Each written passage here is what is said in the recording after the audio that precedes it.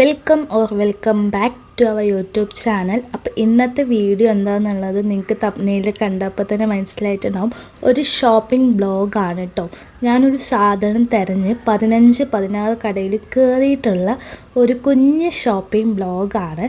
അപ്പോൾ നാളെയാണ് നമുക്ക് ഫെയർവെൽ വരുന്നത് കേട്ടോ. 4 വർഷത്തെ എൻ്റെ കോളേജ് ലൈഫ് ഇവിടെ തീരെയാണ്, ആക്ച്വലി തീർന്നിട്ടുണ്ട്. ഇപ്പോൾ നാളെ 12 മെയ് 2026 നമ്മുടെ ഫെയർവെല്ലോടെ ഒഫീഷ്യലി നമ്മുടെ കോളേജ് ലൈഫ് തീരും. അപ്പം അതിന് വേണ്ടിയിട്ടുള്ള കുറച്ച് ഓർണമെൻറ്റ്സ് എടുക്കാനാണ് ഇന്ന് നമ്മൾ ഇറങ്ങിയിട്ടുള്ളത് കേട്ടോ.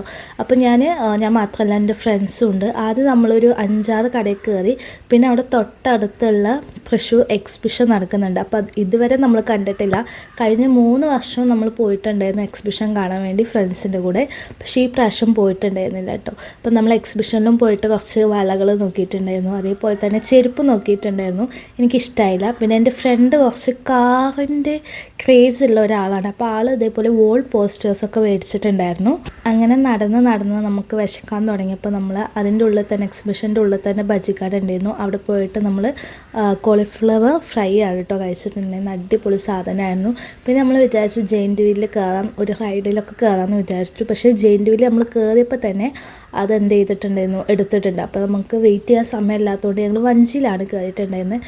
പിന്നെ അതിൻ്റെ അപ്പുറത്ത് ഒരു ISROയുടെ ഒരു സംഭവം ഉണ്ടായിരുന്നു. അപ്പോൾ അതിൻ്റെ ഉള്ളിൽ പോയിട്ട് നമ്മളിങ്ങനെ കുറച്ച് ISROൻ്റെ റോക്കറ്റ്സും നാസ അങ്ങനത്തെ കാര്യങ്ങളൊക്കെ കുറേ കണ്ടിട്ടുണ്ടായിരുന്നു.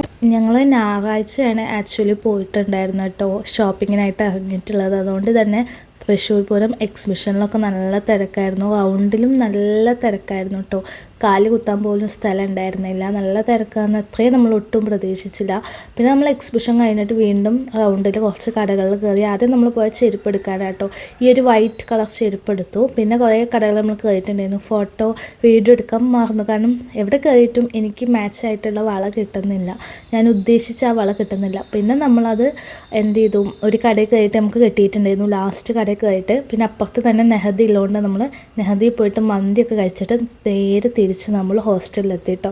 ഹോസ്റ്റലിലെത്തിയപ്പോഴാണ് അറിഞ്ഞത് നമുക്കൊരു പാർസൽ വന്നിട്ടുണ്ട് എന്നുള്ളത്. പർപ്പിളിൽ നിന്ന് ഞാൻ ഓർഡർ ചെയ്തിട്ടുള്ള കുറച്ച് മേക്കപ്പ് ഐറ്റംസ് ആണ് കേട്ടോ.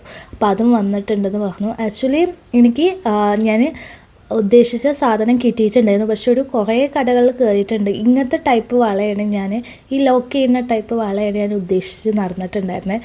ആ ലോക്ക് ചെയ്യുന്ന ടൈപ്പ് കിട്ടും, പക്ഷേ അതിൻ്റെ ഡിസൈനൊന്നും എനിക്ക് ഇഷ്ടാവില്ല. അപ്പം അങ്ങനെ ഒരു 10-15 കടയിൽ കയറിയിട്ട് ലാസ്റ്റ് എനിക്ക് ആ ടൈപ്പ് കിട്ടി. കുറച്ച് നടന്നെങ്കിലും എന്താ പറയുക, സാധനം കിട്ടി. അത് കഴിഞ്ഞിട്ട് പിന്നെ ഞാൻ മേടിച്ചിട്ട് പല കടകളിൽ നിന്നായിട്ട് മേടിച്ചിട്ടുള്ള സാധനങ്ങൾ കാണിച്ചു തരാം കേട്ടോ. എൻ്റെ ഒരു ബ്ലൂ സ്കൈ ബ്ലൂ ഡ്രസ്സ് ആയതുകൊണ്ട് ഞാനൊരു ബ്ലൂ കളർ ഐലൈനർ മേടിച്ചിട്ടുണ്ടായിരുന്നു. പിന്നെ ഈ ഒരു ഹീൽസിൻ്റെ ചെരുപ്പാണ് കേട്ടോ മേടിച്ചിട്ടുണ്ടായിരുന്നത്. അതിൻ്റെ കൂടെ ഞാൻ ആദ്യം കാണിച്ച കുറച്ച് വളയും മേടിച്ചിട്ടുണ്ടായിരുന്നു. ഇത് ആക്ച്വലി നല്ല റേറ്റ് വരുന്നുണ്ട്, പക്ഷെ നല്ല കംഫർട്ടബിൾ ആട്ടോ ഇടാൻ വേണ്ടിയിട്ടുള്ള. പിന്നെ നമ്മൾ ഓർഡർ ചെയ്തിട്ടുള്ള പർപ്പിളിൽ നിന്ന് ഓർഡർ ചെയ്തിട്ടുള്ള മേക്കപ്പ് ഐറ്റംസും കൂടി കാണിച്ചു തരാം. കുറച്ചേ ഉള്ളൂ കേട്ടോ. എനിക്ക് മെയിനായിട്ട് വേണ്ടത് എൻ്റെ ഫേസ് വാഷാണ്. അത് തീർന്നിട്ട് ഇപ്പോൾ 2-3 ദിവസമായിട്ടുണ്ടായിരുന്നു. അപ്പോൾ ഞാനൊരു കുഞ്ഞ് മാമാർത്തിൻ്റെ ഒരു കുഞ്ഞ് ഫേസ് വാഷ് വെച്ച് അഡ്ജസ്റ്റ് ചെയ്തിട്ടുണ്ടായിരുന്നു. അപ്പോൾ ഫേസ് വാഷ് ഞാൻ മേടിച്ചിട്ടുണ്ടായിരുന്നു. പിന്നെ അതിന് ശേഷം മേടിച്ചത് കൺസീലറായിരുന്നു കേട്ടോ. എനിക്ക് കുറച്ച് ഡാർക്ക് സർക്കിൾസും കാര്യങ്ങളൊക്കെ ഉണ്ടായതുകൊണ്ട് കൺസീലർ മേടിച്ചിട്ടുണ്ടായിരുന്നു. എക്സാമിൻ്റെ ടൈമിലും നമ്മളിങ്ങനെ ഫോം യൂസ് ചെയ്തിട്ട് ഉറങ്ങാതൊക്കെ ഇരുന്നിട്ട് നന്നായിട്ട് ഡാർക്ക് സർക്കിൾ വന്നിട്ടുണ്ടായിരുന്നു. പിന്നെ ഒരു ഗോൾഡൻ ഷീറ്റ് മാസ്ക് ആണ് മേടിച്ചിട്ടുണ്ടായിരുന്നത്.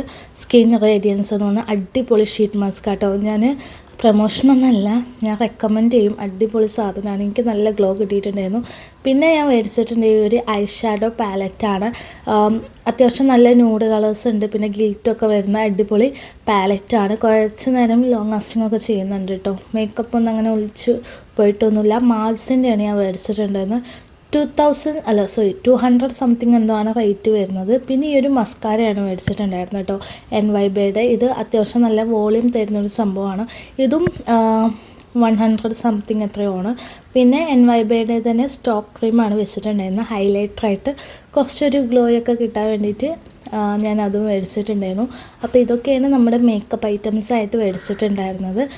പിന്നെ ഡ്രസ്സ് തയ്ച്ച് കിട്ടിയിട്ടുണ്ട്. അപ്പോൾ അത് മേടിക്കാൻ ഇനി വൈകുന്നേരം പോകണം. അപ്പോൾ അത്രേ ഉള്ളൂ നമ്മുടെ ഷോപ്പിംഗ് ബ്ലോഗ്. ഇഷ്ടമാണെങ്കിൽ ലൈക്ക് ചെയ്യാനും കമൻറ്റ് സബ്സ്ക്രൈബ് ചെയ്യാനും മറക്കരുത്. Thank you for watching.